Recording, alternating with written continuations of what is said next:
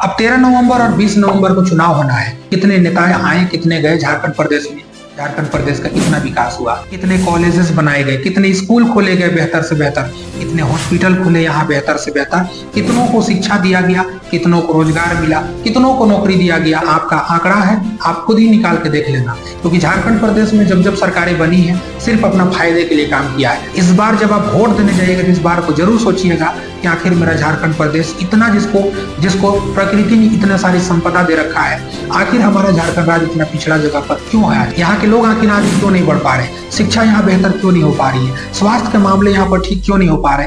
इन सारे सवालों को पूछिएगा। इन सारे सवालों को जो भी नेता आपके पास आएंगे उन सवालों का आप रखिए।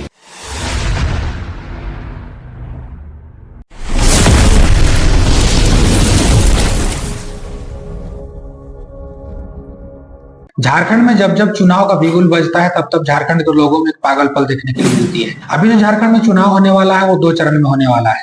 13 नवंबर को पहला चरण का चुनाव होने वाला है और उसके बाद 20 नवंबर को दूसरा चरण का चुनाव होने वाला है, जिसका परिणाम 23 नवंबर को देखने के लिए मिल जाएगा।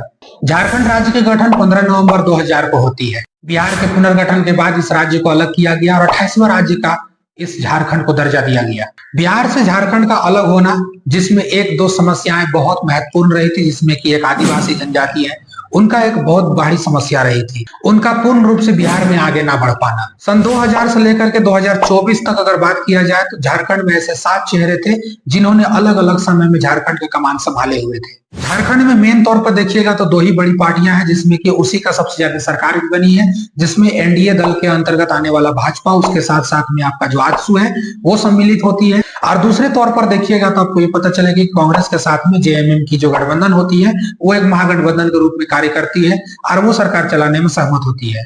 ये भी बात सच निकल कर आती है कि जब से झारखंड राज्य अलग हुआ है तब से जेएमएम और भाजपा की ही सरकारें सबसे ज्यादा बार बनी है। इस 24 साल के अंदर में अगर आप देखिएगा तो 13 अलग अलग आपको सरकार यहाँ पर बनती हुई दिखेगी। सन 2000 ईस्वी में जब झारखंड राज्य अलग हुआ, जब पहली बार सीएम का पद किसी को देने की बात आई तो हमारे देश में जो पीएम थे वो अटल बिहारी वाजपेयी थे। और बिहार चुनाव के इलेक्शन के तौर पर ही, बिहार चुनाव के इलेक्शन के जरिए ही, उसी के आधार पर झारखंड राज्य का सीएम घोषित किया गया था। सन 2000 ईस्वी में भाजपा ने बिहार चुनाव के आधार पर जिस व्यक्ति को सत्ता दिया था सीएम पद के लिए, उनका नाम था बाबूलाल मरांडी, और ये झारखंड के पहले सीएम बनते हैं। लेकिन इनकी सरकारें महज 2.5 साल के बाद खत्म हो जाती है। 2.5 साल के बाद जब बाबूलाल मरांडी की सरकार गिरती है तब उन्हीं के मंत्रिमंडल से एक नेता उठाया जाता है जिनको सीएम पद की उपाधि दिया जाता है, जिनका नाम था अर्जुन मुंडा। और ये बाबूलाल मरांडी के बाद सेकंड सीएम थे झारखंड प्रदेश के। अर्जुन मुंडा अभी तक 3 बार सीएम रह चुके हैं। लेकिन जब झारखंड विधानसभा में 81 सीटों के लिए सबसे पहली बार अगर विधानसभा चुनाव हुआ था तो वो 2005 में हुआ। इस 2005 के चुनाव में कोई भी ऐसी सरकार नहीं थी जो अपना सरकार बनाने में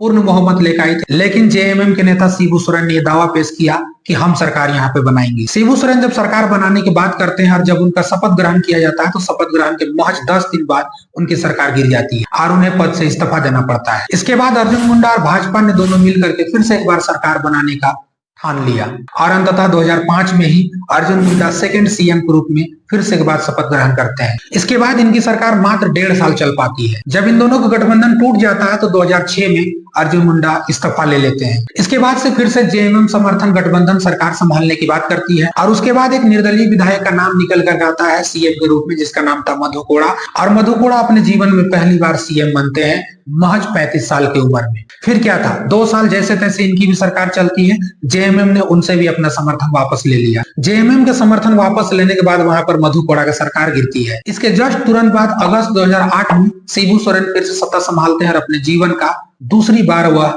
मुख्यमंत्री बनते हैं। लेकिन शिबू सोरेन के साथ में एक समस्या आई कि वो एक लोकसभा सांसद थे। सीएम पद में बने रहने के लिए उन्हें उपचुनाव लड़ना था। उन्होंने उपचुनाव लड़ा भी, लेकिन जब वो उपचुनाव लड़ते हैं तो जनवरी 2009 में रिजल्ट आती है तो पता चलता है कि वो चुनाव हार गए हैं। इसके बाद सीएम पद के लिए सारे रास्ते बंद हो जाते हैं और तुरंत ही जनवरी से लेकर के दिसंबर तक 2009 में झारखंड प्रदेश में पहली बार राष्ट्रपति शासन लागू होती है। जैसे ही राष्ट्रपति शासन खत्म होती है 2009 में फिर से एक बार चुनाव कराया जाता है। जब 2009 में चुनाव होती है तो किसी भी पार्टी ने अपनी पूर्ण बहुमत की सरकार नहीं बना पाती है। जब सरकार नहीं बन पाती है तो जेएमएम, भाजपा और कुछ अन्य पार्टियां थे जो मिल करके एक गठबंधन वाली फिर से वहां पर सरकार बनाते हैं और बतौर सीएम के पद के लिए शिबू सोरेन को चुना जाता है। ये इनके जीवन में तीसरी बार मुख्यमंत्री का पद था। इसके जस्ट 5 महीना बाद दिसंबर 2009 से लेकर दिसंबर 2010 के बीच में बीजेपी ने अपना समर्थन वापस ले लिया और फिर से एक बार शिबू सोरेन की सरकार गिर जाती है। इसके बाद कुछ समय तक फिर से एक बार राष्ट्रपति शासन लागू हो जाती है। जैसे ही राष्ट्रपति शासन खत्म होता है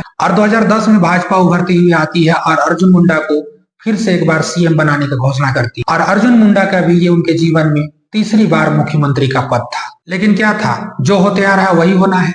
2013 में फिर से अर्जुन मुंडा की सरकार गिर जाती है। अब मानो कि यहाँ पर तीसरी बार राष्ट्रपति शासन लागू हो गई। जैसे ही राष्ट्रपति शासन हटता है उसी के बीच में शिबू सोरेन के बेटे हेमंत सोरेन झारखंड के सीएम के रूप में अपना शपथ ग्रहण करते हैं। इनकी सरकार में जेएमएम और कांग्रेस दोनों की सहमति होती है, दोनों का गठबंधन होता है। लेकिन इनकी भी सरकारें कितनी देर तक चली? महज 1.5 साल। 2013 के बाद 2014 में तीसरा विधानसभा की चुनाव होती है। पहली बार 2005, दूसरी बार 2009 और तीसरी बार 2014। 81 सीटों के लिए यहाँ भी मतदान होती है, लेकिन कोई भी पार्टी अपना पूर्ण बहुमत लेकर के नहीं आने सकती है। इस चुनाव में सबसे ज्यादा सीट जो मिलती है वो बीजेपी को मिलती है और इसके बाद भाजपा के वरिष्ठ नेता के रूप में रघुवर दास को चुना जाता है। रघुवर दास 2014 में पहली बार सीएम बने और मात्र एक ऐसे सीएम झारखंड के जिन्होंने अपना कार्यकाल पूरा 5 साल चलाया है। इनका कार्यकाल खत्म होने के बाद 2019 में फिर से एक बार झारखंड विधानसभा की इलेक्शन किया जाता है। 2019 का विधानसभा चुनाव जो कि 30 नवंबर से लेकर के 20 दिसंबर तक चला, जिसका रिजल्ट 23 दिसंबर को जारी किया गया। यहाँ पर एक बार महागठबंधन की सरकार बनती है और इसके बाद तुरंत रघुवर दास अपने पद से इस्तीफा देते हैं और इसके जस्ट तुरंत बाद 29 दिसंबर को ही हेमंत सोरेन अपने सीएम के पद पर दोबारा से यहाँ अपनी शपथ ग्रहण करते हैं। लेकिन इनकी भी सरकार जैसे तैसे चली। कभी कुछ योजनाएं रद्द हुई, कभी कुछ एग्जाम का पेपर रद्द हुआ, तमाम तरह का आरोप लगे। 31 जनवरी 2024 को झारखंड के मुख्यमंत्री हेमंत सोरेन को भूमि घोटाले के आरोप में गिरफ्तार किया जाता है। इसके बाद हेमंत सोरेन अपना त्याग पत्र देते हैं और 2 फरवरी 2024 को शिबू सोरेन के नजदीकी माने जाने वाले एक व्यक्ति था जिनका नाम चंपई सोरेन था, उनको सीएम पद के लिए नियुक्त किया जाता है। जैसे ही इस मामले से हेमंत सोरेन को जमानत मिलती है, जमानत मिलने के बाद हेमंत सोरेन 4 जुलाई को अपना सीएम पद को ग्रहण करते हैं और इनके जीवन में ये तीसरी बार मुख्यमंत्री बने हैं। अब 13 नवंबर और 20 नवंबर को चुनाव होना है। हमने आपको पूरा हिस्ट्री समझा दिया है, शुरू से लेकर के अंत तक आपको पूरा हिस्ट्री समझ में आ गया होगा कि कितने नेता आए, कितने गए झारखंड प्रदेश में, झारखंड प्रदेश का कितना विकास हुआ, कितने कॉलेजेस बनाए गए, कितने स्कूल खोले गए बेहतर से बेहतर, कितने हॉस्पिटल खुले यहाँ बेहतर से बेहतर, कितनों को शिक्षा दिया गया, कितनों को रोजगार मिला, कितनों को नौकरी दिया गया। इसकी डाटा हम नहीं देंगे, ये आपका आंकड़ा है, आप खुद ही निकाल के देख लेना। क्योंकि झारखंड प्रदेश में जब जब सरकारें बनी है सिर्फ अपना फायदे के लिए काम किया है। इस बार जब इलेक्शन आ रहा है हमने सारे पार्टी के बारे में बताया, सारे सीएम के बारे में बताया, कौन सा सीएम क्या काम किए हैं, कौन सा नहीं किए, यह बकायदा जानते हैं। किसी को पर्सनली यहाँ बोल करके नहीं बताया जा सकता है। इस बार जब आप वोट देने जाइएगा तो इस बार को जरूर सोचिएगा कि आखिर मेरा झारखंड प्रदेश इतना जिसको प्रकृति ने इतने सारी संपदा दे रखा है, आखिर हमारा झारखंड राज्य इतना पिछड़ा जगह पर क्यों है? यहाँ के लोग आखिर आगे क्यों नहीं बढ़ पा रहे? शिक्षा यहाँ बेहतर क्यों नहीं हो पा रही है? स्वास्थ्य के मामले यहाँ पर ठीक क्यों नहीं हो पा रहे? इन सारे सवालों को पूछिएगा। इन सारे सवालों को जो भी नेता आपके पास आएंगे उन सवालों का आप रखिएगा। इस वीडियो में बस इतना ही करते हैं, लेकिन आखिरी सवाल यही है कि चुनाव में वोट देने जाने से पहले एक बार जरूर सोच लीजिएगा कि वोट किसे देना है, जो हमारे झारखंड प्रदेश को उत्थान के लिए काम करेगा। बाकी चुनाव के परिणाम आने के बाद फिर से एक बार आपसे मिलेंगे। अगर आपको ये वीडियो अच्छा लगा होगा तो चैनल को सब्सक्राइब और वीडियो को लाइक जरूर कीजिएगा, लोगों तक शेयर कीजिए ताकि लोगों को भी जानकारी मिल सके। बहुत जल्दी हम लोग किसी अच्छे टॉपिक को लेकर के फिर से अगले वीडियो में मिलेंगे। शुक्रिया।